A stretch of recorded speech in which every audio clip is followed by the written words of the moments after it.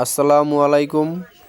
তো আমার ব্রয়লার মুরগির বাচ্চাগুলি আমি যে জায়গায় বোর্ডিং করছিলাম এই ঘরটিতে, তো আমি এই ঘরটি থেকে আজকে আমার মুরগির বয়স প্রায় 10 দিন হয়ে গেছে। তো আমি মুরগির বাচ্চাগুলিকে সবাই পাশে নিয়ে আসব, তো তাই আমি এই পাশে ঘরটিকে এখন প্রস্তুত করতেছি।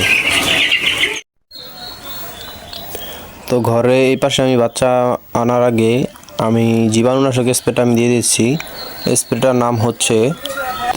নাম হচ্ছে মাইক্রোনিল। তো এই স্প্রেটা খুব ভালো একটি কোম্পানি, এটা হচ্ছে এসকেপ কোম্পানি। এটা বাংলাদেশের অন্যতম একটি ওষুধ কোম্পানি। যারা মুরগি ব্যবসা করেন তারা এই কোম্পানিটার সম্পর্কে খুব ভালো জানেন। তো আমার কাছে এই কোম্পানির দুইটি ওষুধই আছে, একটাই হচ্ছে বড়, একটি হচ্ছে ছোট। তো ছোটোটা আমি আনছি ওয়ান টাইম ইউজের জন্য। আজকের জন্যে আমি ওই পাশে যেই বাচ্চাটা যেই জায়গাগুলি সেট করব এই জায়গায় আমি দেওয়ার জন্য আমি আজকে ওই ছোটো স্প্রেটা আনছি। ওইটা দেওয়ার নিয়ম হচ্ছে আপনার 1 লিটার পানিতে 1 মিলিগ্রাম পরিমাণ ওষুধ দিবেন, তাইলে হয়ে যাবে। স্প্রে দিয়ে নিচ্ছি যাতে করে এই জায়গায় যতগুলি জীবাণু আছে জীবাণুগুলো ওই জায়গায় না থাকে কিংবা মারা যায়। স্প্রেটা দেওয়ার অনেক উপকারিতা আছে, তো এত কিছু এক ভিডিওতে বলা সম্ভব না। যাই হোক, আমি ভালোভাবে স্প্রেটা দিয়ে নিচ্ছি, তারপর আমি ভুসিগুলো এবার বিছিয়ে দিব। তো ভুসি দেওয়ার নিয়ম হচ্ছে, আমি আগে বলছিলাম যে বাচ্চা বোর্ডিংয়ের সময় 3 ইঞ্চি পরিমাণ উচ্চ দেওয়াটা উচিত, কিন্তু এখন তো আর আমি এই জায়গায় বাচ্চা বোর্ডিং করবো না, যেহেতু আমার মুরগির বাচ্চাগুলি অনেক বড় হয়ে গেছে। তো সেই বিধায় আমি 1 ইঞ্চি পরিমাণ উচ্চতা ভুসিটা দিব। তো ভুসির থেকেও ভালো হয় যদি আপনারা ধানের যে তুষটা থাকে সেই তুষটা যদি দিতে পারেন।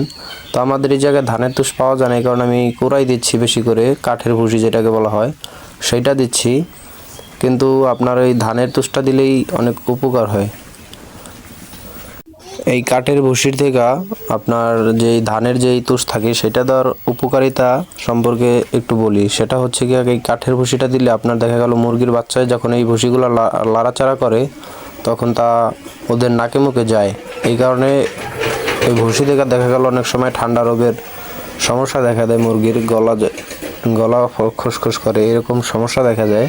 তো আপনি সেই জায়গায় যদি ধানের যেই তুষ বলা হয় সেটাকে যদি দিতে পারেন, তাইলে ওটা বড় থাকার কারণে মুরগির নাকে মুখে ঢুকতে পারে না। তো এই একটা উপকার আছে, আপনি যদি ধানের তুষ দিতে পারেন তো সেটা খুব ভালো হয়। কিন্তু আমাদের এই জায়গায় এগুলো পাওয়া যায় না, তো এই কারণে আমরা কাঠের ভুসি যেটা ওইটাই ব্যবহার করতেছি। এটাও ভালো, এটাই অনেক জায়গায় ব্যবহার করে।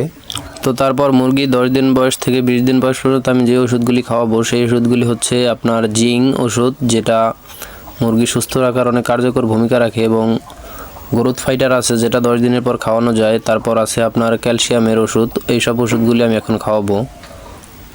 তো তারপর গরমের দিনে হলে আপনি স্যালাইন খাওয়াইতে পারেন, যেটা হলো রেনাসিন।